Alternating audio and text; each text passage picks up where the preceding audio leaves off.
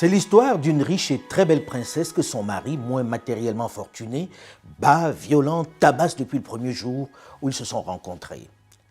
Il a tellement battu qu'elle ne sait même plus à quel moment a commencé cette relation qui lui a été imposée. Il ne se contente pas de la bastonner. Il l'humilie en toutes circonstances. Il ne lui reconnaît même pas une quelconque humanité. Pour lui, elle n'est pas dotée d'intelligence. C'est une cruche. Et pendant qu'il la malmène, qu'il la réduit à sa plus simple expression, pendant qu'il la traite comme un objet, moins qu'un animal, comme une guenon, il lui arrache dans le même temps, sans vergogne, sans scrupule, tous les biens précieux que ses parents lui ont donnés. L'essentiel de son immense fortune, tout son héritage. Il s'est accaparé l'essentiel de ses biens en lui faisant croire qu'il s'en occupe dans son intérêt et qu'elle n'a pas vraiment les capacités intellectuelles pour s'en charger seule.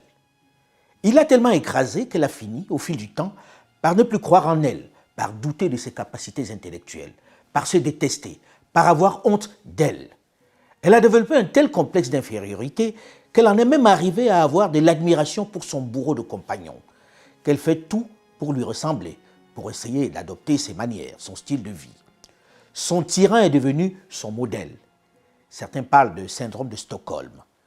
Et puis un jour, un voisin, puis deux, puis trois, puis quatre, qui ne sont pas restés totalement insensibles au charme de la dame, qui malgré les coups est restée séduisante, des voisins qui eux aussi lorgnent sur les immenses richesses de la belle princesse, lui font des avances, lui font du charme auquel elle n'est pas totalement insensible, puisque pour la première fois, on lui parle avec un zeste de respect, sans insulte, avec des mots plus doux, avec moins de condescendance. On lui dit qu'elle est belle, qu'elle a du charme. Elle ne savait pas qu'elle pouvait bénéficier d'un tel traitement, de tels compliments, d'une telle attention. Ça ne lui était jamais arrivé d'être ainsi courtisée. On l'invite même au restaurant. On lui sert du madame en faisant du baise-main.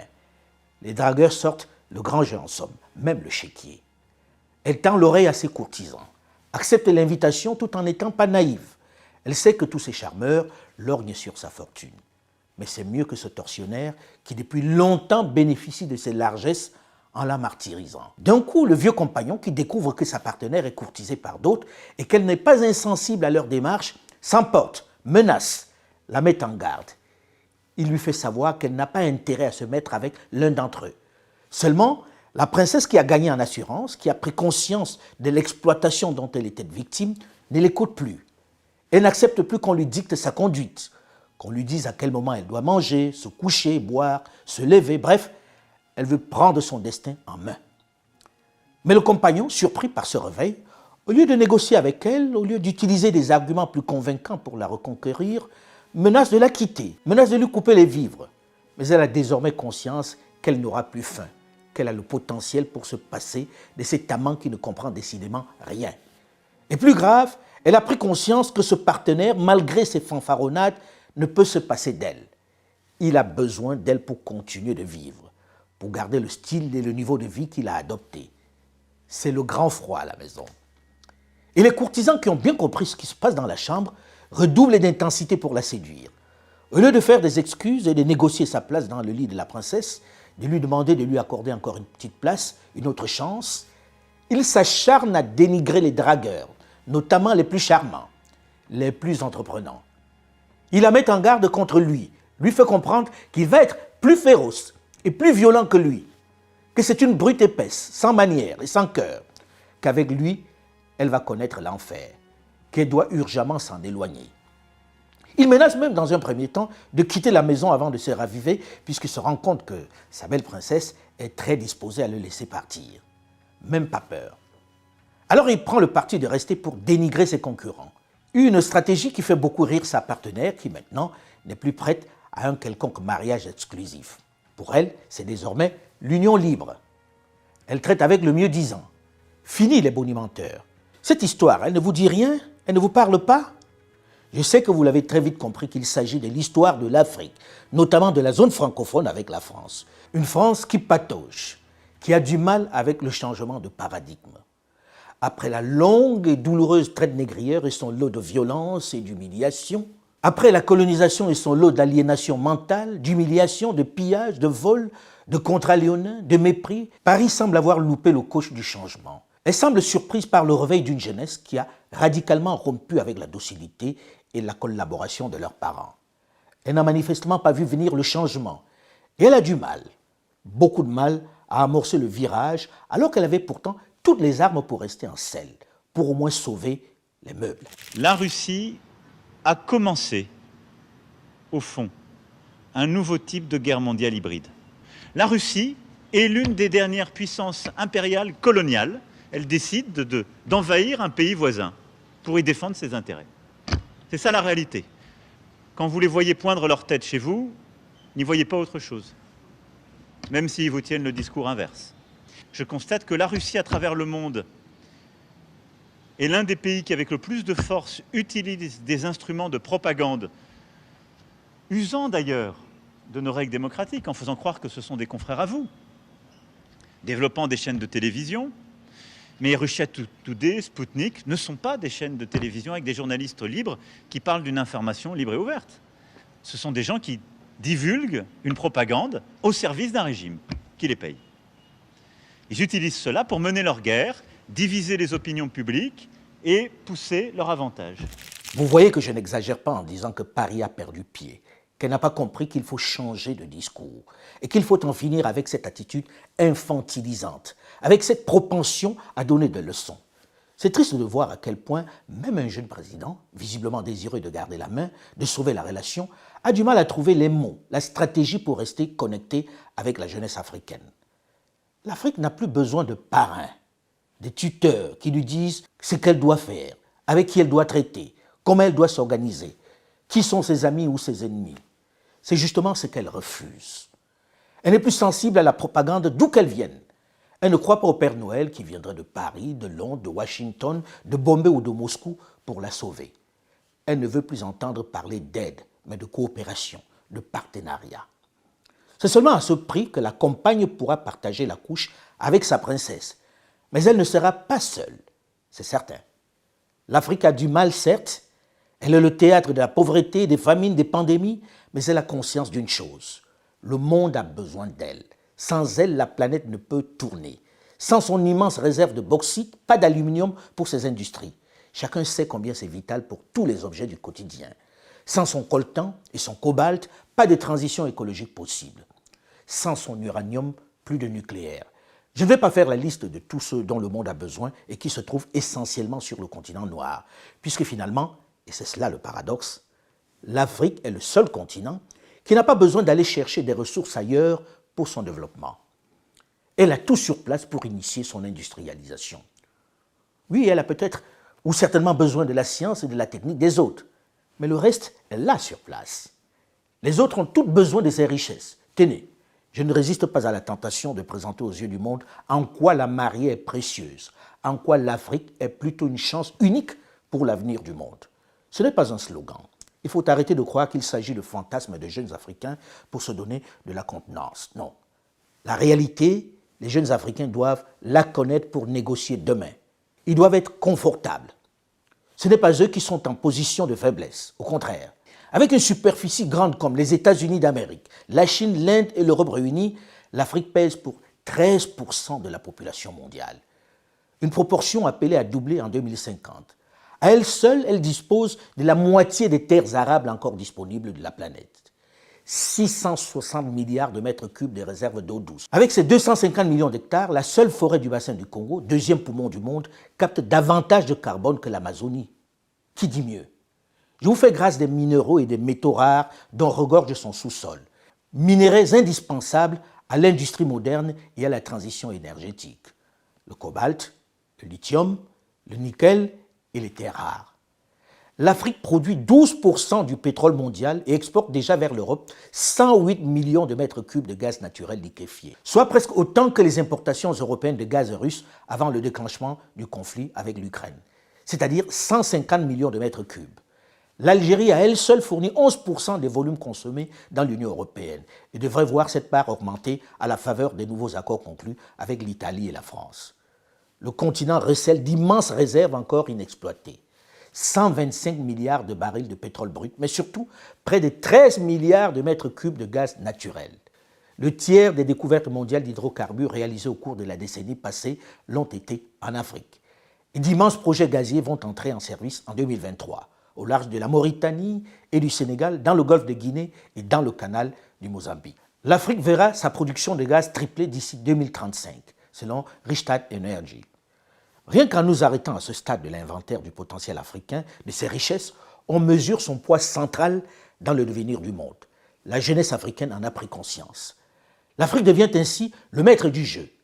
N'en déplaise à ceux qui pensent continuer de lui donner des leçons, à ceux qui prétendent l'aider alors qu'ils essaient de garder la main sur elle. Une chose est certaine, l'Afrique de papa, c'est fini. Elle ne sera jamais plus la même. Si l'Occident en général et certaines autres puissances comme la Chine, la Turquie continuent d'y attiser, d'y alimenter les conflits, elles seront rapidement boutées dehors. Le complexe du sorcier blanc est terminé. Et les jeunes aux affaires sont plus déterminés que jamais. L'attitude des autorités maliennes, burkinabées, guinéennes, entre autres, traduit cette révolution des mentalités et elle a fait tache d'huile. Aux autres de comprendre le message. Je vois de plus en plus certaines autorités européennes envisager cette option en se rapprochant très discrètement et timidement des autorités maliennes, burkinabées ou guinéennes. Paris devrait leur emboîter le pas, parce qu'elle est dans le viseur de nombreux jeunes francophones qui estiment qu'elle n'a pas fait sa mue. Elle a du mal à mesurer l'ampleur du changement des mentalités. Le monde a changé, je l'évoquais, et notre pays est souvent attaqué. Et il est attaqué dans les opinions publiques, par les réseaux sociaux et des manipulations. Le continent africain en est le meilleur laboratoire. Alors, par tout ce que je viens de dire, je veux qu'on sape en quelque sorte les sous-jacents. C'est parce qu'on aura une vraie politique partenariale qui passe par la culture, le sport, qui valorise nos diasporas, qu'on enlèvera, si je puis dire, les sous-jacents du narratif russe, chinois ou turc qui vient leur expliquer que la France est un pays qui fait de la néocolonisation et qui installe son armée sur leur sol. C'est ça ce qui se passe. Donc il faut casser en quelque sorte déjà parfois les éléments qu'on leur laisserait à utiliser. Mais on doit être beaucoup plus agressif, mobilisé sur ce sujet. Et je pense que collectivement, nous devons être beaucoup plus réactifs, beaucoup plus mobilisés sur les réseaux sociaux, travailler avec des alliés, des partenaires de la France dans les opinions publiques, pas simplement pour contrecarrer, évidemment, ces fausses informations, mais pour pouvoir les stopper de manière très claire au plus vite et porter la valorisation de nos propres actions. Et à cet égard, nous devons beaucoup mieux utiliser le réseau France Média Monde, qui est absolument clé, qui doit être une force pour nous. Erreur. Il ne s'agit pas de contrecarrer la propagande russe ou chinoise ou turque ou arabe en utilisant ses propres médias. Ça serait les condamner à une mort certaine. Déjà qu'ils font l'objet d'un violent rejet de la jeunesse qui ne les lit ou ne les écoute quasiment plus, qui désormais les verra clairement comme des instruments de propagande, puisque c'est dit. Il est loin le temps où ils influençaient les opinions africaines. Les grands titres qui scelaient le sort des régimes en Afrique juste en publiant un article ou une enquête ne traversent quasiment plus le périphérique parisien. On ne leur accorde qu'un intérêt minimum, et encore, dans une vieille classe intellectuelle plus près de la sortie que de l'entrée. Au lieu de dénoncer et d'inciter les diplomates à utiliser les médias français pour contrecarrer la propagande russe, Paris ferait mieux de tendre l'oreille à cette jeunesse pour écouter ce qu'elle souhaite. Elle ferait mieux d'amener ses banques, ses industriels, ses institutions à descendre de leur piédestal pour créer de vrais partenariats gagnant-gagnant. Nous sommes convaincus aujourd'hui que les pays africains, ou l'Afrique en général, ne veut plus s'aligner sur les grandes puissances quelles qu'elles soient. Le rôle assigné à l'Afrique en ce XXIe siècle est évocateur de l'image qu'ont encore certaines puissances de notre continent, uniquement leur zone d'influence. Pour de nombreuses puissances, le continent africain n'a pas de rôle à jouer en tant qu'acteur majeur, au sens kantien du terme, sur la scène internationale. Elles pensent habiter le même monde, alors que le monde a profondément changé. Quand les Nations Unies ont été créées en 1945, hormis 2 pays africains que nous connaissons tous, le Libéria et l'Éthiopie, les pays d'Afrique n'étaient pas encore indépendants. Après 77 ans, c'est le même système international, malheureusement, qui perdure du fait de la volonté des 5 membres permanents du Conseil de sécurité que nous connaissons tous. La voix de l'Afrique, malheureusement, ne semble pas être entendue, car certains ne veulent tout simplement pas que l'Afrique soit un continent fort. Les grandes puissances veulent réduire l'Afrique à une entité purement instrumentale, au service de leur cause, et ne veulent visiblement pas que le continent puisse jouer un rôle important, voire un des rôles principaux dans le monde. Ils s'efforcent le plus souvent à amener les Africains à adhérer à leur narratif et, in fine, les Africains servent utilement à soutenir un camp contre un autre. Quand il s'agit de voter une résolution au sein du Conseil de sécurité, nous sommes activement sollicités.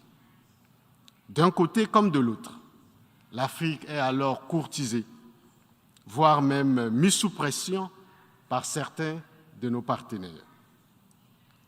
Ces états d'esprit, nous pensons aujourd'hui, et agissements qui relèvent d'une autre époque, s'expriment dans un contexte historique où l'Afrique a pris conscience de sa responsabilité propre et parle de plus en plus d'une seule et même voix. Les règles ont changé depuis que la jeunesse africaine a pris conscience de son importance, de sa richesse, du fait que les autres ont besoin d'elle si elles veulent continuer d'exister, si elles veulent juste éviter de disparaître. Elle a conscience qu'elle est la solution et non le problème, comme on le lui avait fait croire pendant des siècles. Elle souffre encore de certains de ses dirigeants formatés, souvent téléguidés, instrumentalisés par les autres. Mais ils sont en fin de course, ceux-là. Et beaucoup d'ailleurs, mais de plus en plus nombreux, dénoncent moins discrètement le type de rapport inégal, injuste qu'imposent les nations occidentales à l'Afrique. Ils sont eux aussi de plus en plus critiques. Il en va de leur survie. C'est l'heure du changement. Je comprends que les États ont des agendas chargés, mais si en Europe, les gens ne trouvent pas le moyen pour 1 heure de trajet ou 2 heures de venir, parce qu'il s'agit du financement de l'adaptation, ça peut nous pousser à nous poser des questions. Pourquoi nous, on ne va pas utiliser nos énergies fossiles pour notre développement? Ça fait 1 siècle et demi, les autres ont fait pareil. Ils continuent d'ailleurs à le faire. Il y a encore du charbon en Europe, aux États-Unis, en Chine. Il y a du pétrole, donc on ne peut pas nous donner des leçons sur ça. C'est clair que nous allons... J'espère qu'on ne va pas y arriver parce que ce n'est pas dans l'intérêt de l'humanité, ce n'est pas dans l'intérêt de notre planète Terre. Aux autres, aux nations riches, aux grandes puissances, de savoir parler à la belle et riche princesse pour bénéficier de ses faveurs. Elle n'est pas fermée, mais elle ne supporte plus la violence, l'arrogance et le mépris. Elle sera plus ouverte à celui qui saura lui apporter ce dont elle a besoin, qui saura se faire humble, moins prétentieuse et plus concrète. Et lorsqu'on a un passif aussi lourd que l'Occident, notamment les anciennes puissances colonisatrices, on doit redoubler d'efforts, on doit être plus humble, adopter un profil moins pédant si l'on veut espérer un dialogue constructif. L'Afrique, c'est l'avenir, et ses enfants en ont désormais conscience. Seulement, il ne suffit pas d'en avoir conscience. Il devient urgent de s'unir, de s'organiser, mais également de fabriquer des champions continentaux. Le respect viendra de la qualité des cadres, des hommes d'affaires africains qui doivent prendre le relais des structures étatiques moribondes qui ont entretenu cette image détestable. Le Nigeria, grâce à l'ancien président Olusegun Obasanjo, a montré que c'est possible en favorisant l'éclosion des champions locaux qui sont en train de devenir des champions continentaux. Qui aurait pu imaginer un Aliko Dangote devenu le roi du ciment dans la sous-région? Un secteur trusté pendant des décennies par des firmes occidentales. Aujourd'hui, le pays compte des champions, même dans le domaine des banques, comme Tony Elumelu de UBA, Aladji Rabiou, Jim Ovia avec Zenith Bank, Pascal Dozie avec Diamond Bank. Ce n'est pas tout. Même dans le domaine du pétrole, ils sont présents comme Femi Odetola, Mike Adenuga, qui brille dans le secteur des télécoms avec Globacom. La liste de ces champions est longue et les Nigérians tiennent mieux leur économie. Il faut faire avec eux. Ce qui n'est pas le cas, mais vraiment pas le cas dans la zone francophone où les entrepreneurs sont plutôt persécutés, broyés par leur administration, où toute tête qui dépasse est coupée par le politique qui voit en eux des potentiels concurrents. Ce qui arrange les firmes internationales qui jouent sur le fait qu'elles ne participeront pas aux jeux politiques. Un vrai débat qu'il faut urgemment solder si l'on veut vraiment développer nos pays. L'État doit plutôt encourager l'éclosion des champions nationaux. Avec une jeunesse désormais aguerrie, bien formée, décomplexée, il faut donner un cadre pour leur éclosion. C'est avec eux que les hommes d'affaires et les firmes internationales doivent traiter. À nos États de les rendre plus forts, plus liquides, d'en finir avec ce rapport conflictuel, complexé avec l'argent. On aimerait tous en avoir, mais on déteste ceux qui en ont. Un mal très francophone dont on doit se débarrasser. Nous avons besoin de milliardaires plus forts et plus fiables face aux autres. Ils doivent susciter de l'envie. Ils doivent pouvoir discuter au moins d'égal à égal avec les autres. C'est urgent. À très vite pour la suite. Mais en attendant, je serai heureux si vous likiez cette chronique. Et si vous vous abonnez à la chaîne Alain Foka officielle, j'apprécierai encore plus. C'est un encouragement et le salaire de cet engagement pour notre continent. Cela me fait vraiment plaisir, votre soutien. Je voudrais vous remercier pour votre fidélité à ma chaîne YouTube qui compte de plus en plus d'abonnés, mais également pour mes autres plateformes digitales où vous êtes de plus en plus nombreux malgré les faux comptes qui continuent de se multiplier. Cette fois-ci, c'est une proposition ingénieuse d'une membre de notre équipe, Ornella. Je vous invite désormais, pour éviter de continuer de subir les assauts de cybercriminels qui usurpent mon identité à d'autres fins, de scanner ce QR code qui vous conduit directement à tous mes comptes LinkedIn, Facebook, TikTok, Instagram et Twitter. En le scannant, vous êtes cette fois-ci certain d'être sur les bons comptes. Celui qui vous propose le narratif africain, sans complaisance mais sans condescendance. À très vite.